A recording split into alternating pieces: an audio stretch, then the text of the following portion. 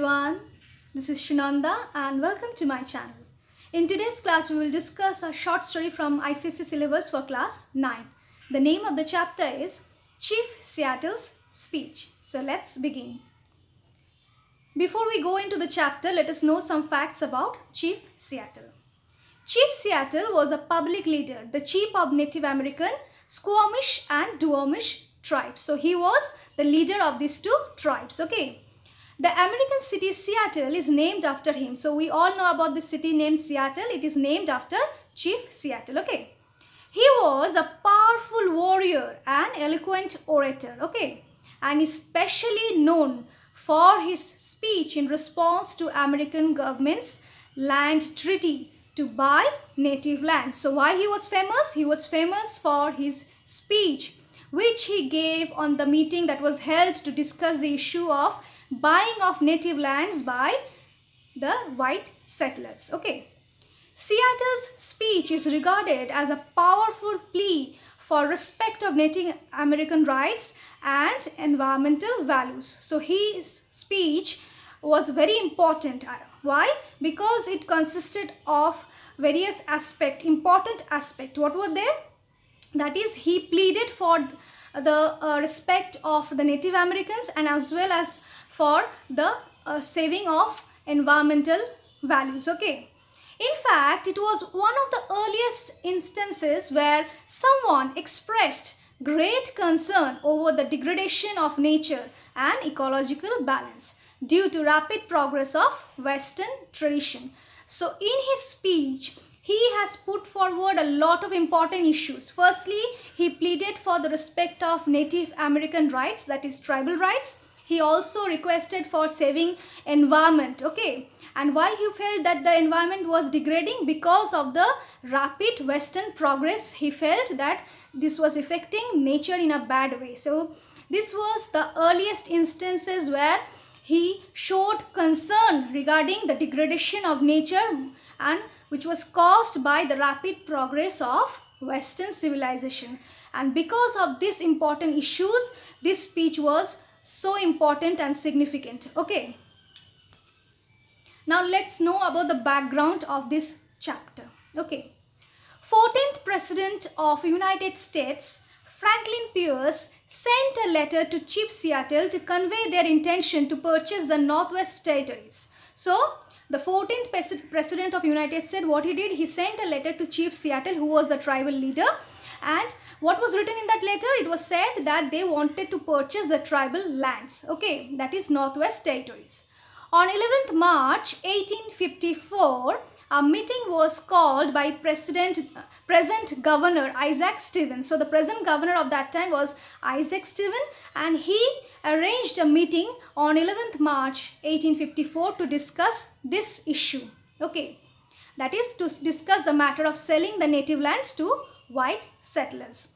It was here that Chief Seattle made his famous speech. So in this particular meeting, which was held on 11th March 1854, which was organized to discuss the issue of selling native lands to white settlers, it was in this place where Chief Seattle addressed everyone and gave this speech, which was very, very significant. Okay. To the natives, George Washington was still alive, and so Chief Seattle referred to him in his speech as great, good, big chief and good father. So in his speech, he referred to George Washington and he used the words great, good, big chief and good father. Because for these natives, George Washington was still alive. They didn't know that at the present moment, the 14th President of United States was Franklin Pierce. They still thought that George Washington was their president. So he was addressing him, okay, in his speech. In the speech, Seattle referred the governor as white chief. So he referred to the governor. Who was the governor? Isaac Stevens. To him he was referring as the white chief in his speech. White settlers as pale face. So he was referring to the white settlers as pale face in his speech. Who was referring? Seattle. And the natives as the red man. Okay. Hudson Bay traders called themselves King George's men. So these Hudson Bay traders, they used to call themselves King George's men. So the native thought he was the monarch of England. So that is why, because the Hudson Bay traders called themselves the King George's men, that is why the native, they thought that maybe he was the king or monarch of England. And these traders, they did not break their misunderstanding. Why? Because they felt that if they tell these natives that their queen, their monarch was a queen, they were ruled by a lady, maybe they will stop respecting them. So to get respect from these natives, they kept lying to them that they were the King George's men, and the natives kept thinking that maybe King George was the monarch of England. Okay, so this was your background of this speech. Now we will go straight into the summary of the chapter.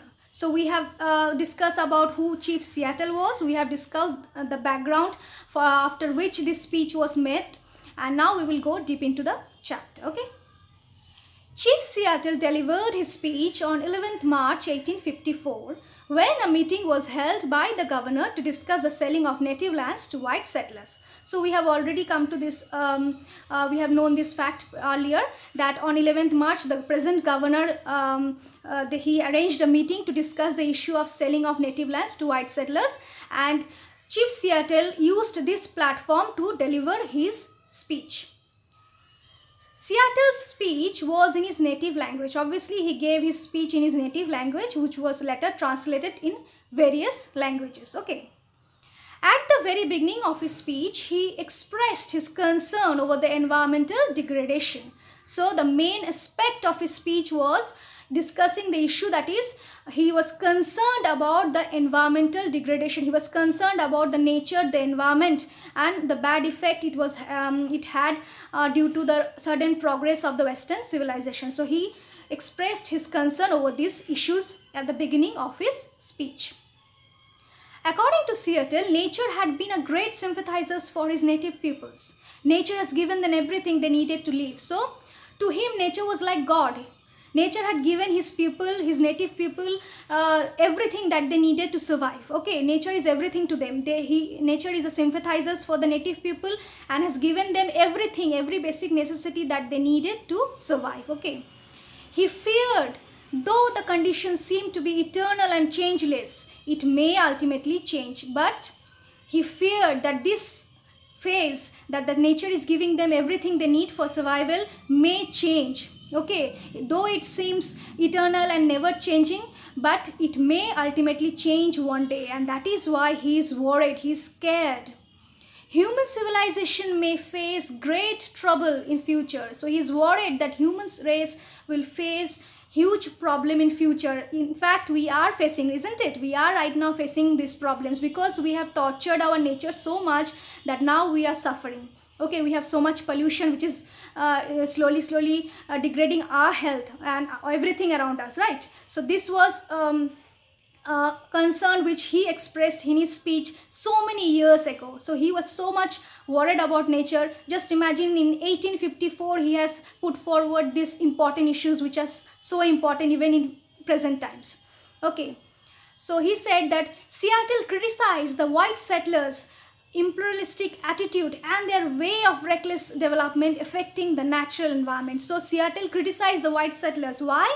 Because he said that because of the white settlers' imperialistic attitude and their rapid progress, it is affecting our nature, which may harm us in future. So just see, he was a person who was so concerned about nature. He loved nature. The tribal people, they loved their nature, respected their nature, and that is why they were so worried about the nature. They felt that human race is in danger in future because if we keep harming nature, one day nature will give back what we have done to him. Okay, that is, nature is going to change and we are going to suffer due to that change. It will change in a bad way.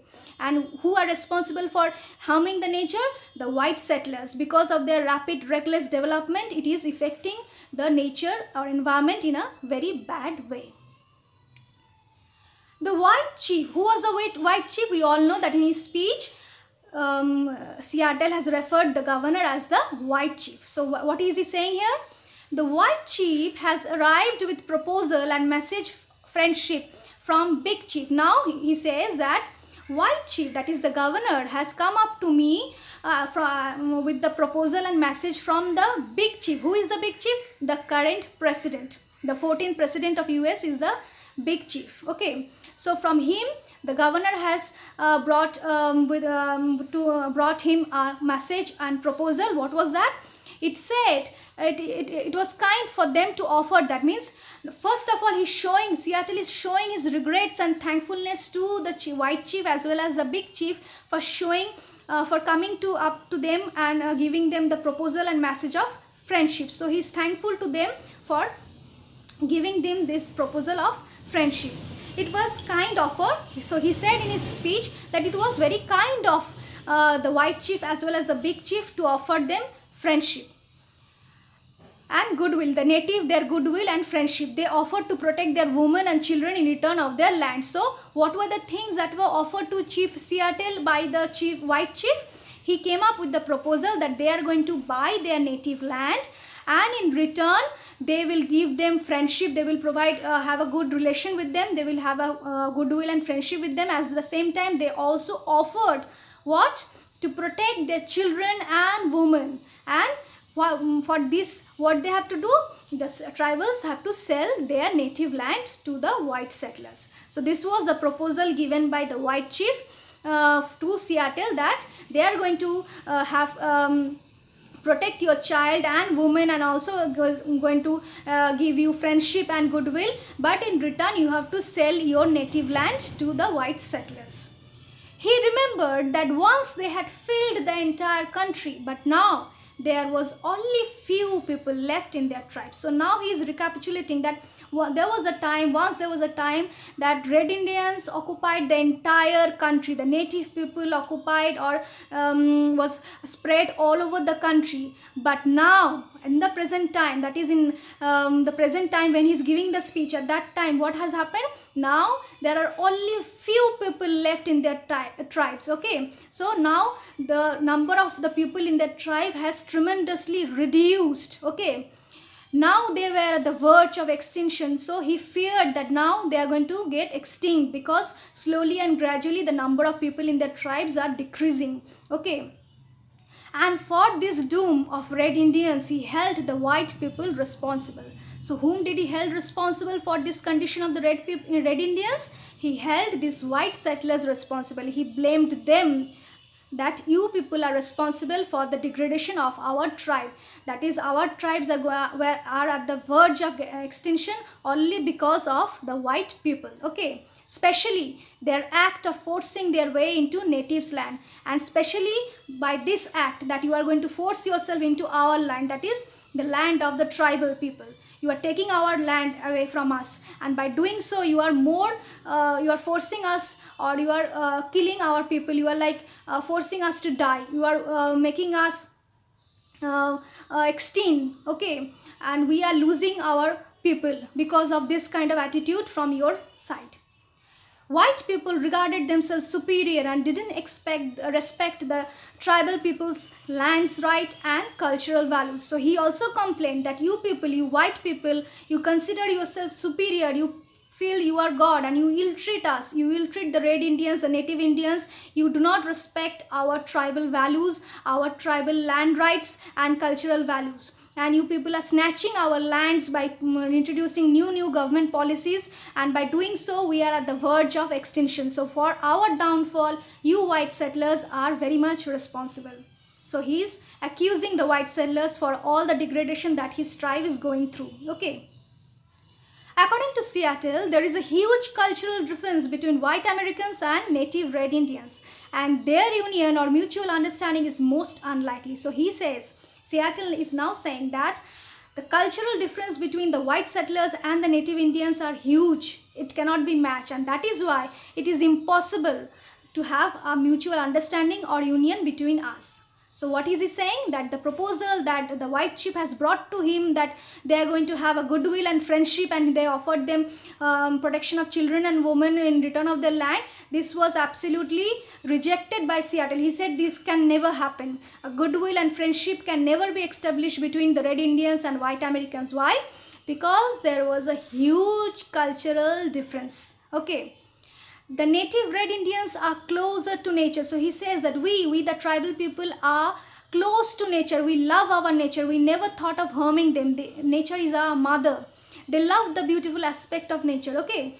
To the tribal people, the ashes of their ancestors are sacred and they respect them.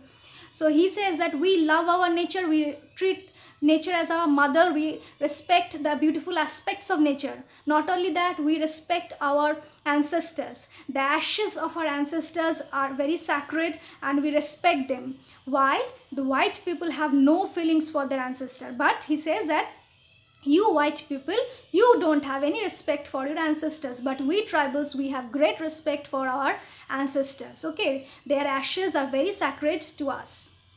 Tribal people never forget and continue to visit their loved ones to guide, console and comfort them, unlike the white people who never visit their people and place. So he says that tribal people, even if they die, means even after their death, they do come back and visit their loved ones. Why? To guide them, to console them, to comfort them. But the white people, they never do so. They never come back after their death to visit their people and place, because they don't love and respect their motherland or their people. But the tribal peoples, they love their motherland and their people, and that is why even after death, their spirits, they come back to visit their loved ones, and what they do, they guide, console and comfort them. Seattle even said that white's religion, that is Christianity, is written upon stones so that people can never forget it, but it is not felt by heart. So Seattle is again saying that your religion, that is the white people religion, that is Christianity, it is written upon stones so that it can never be forgotten. But these messages, these things which are written in their religion are not felt by them, by their heart. So they don't feel these things by heart. It is artificial and mechanical. So he's complaining that your religion, Christianity, is written on stones so that people never forget it, but you people forget them. Why? Because you don't feel it by your heart. You don't respect it. It is absolutely artificial and mechanical. But the natives' religion is tradition of our ancestors, the dreams of our old man. So their religion, just see their religion, it is tradition of their ancestor, means their legacy is of their ancestor. They're carrying the legacy of their ancestors and the dreams of their old man. Who are old men? The ancestors. So their religion is so very important to them, so precious and sacred for them. They respect their religion. They feel it by their heart. There is no artificiality or mechanical thing in them. Okay. They respect their ancestors and they follow the tradition of their ancestors.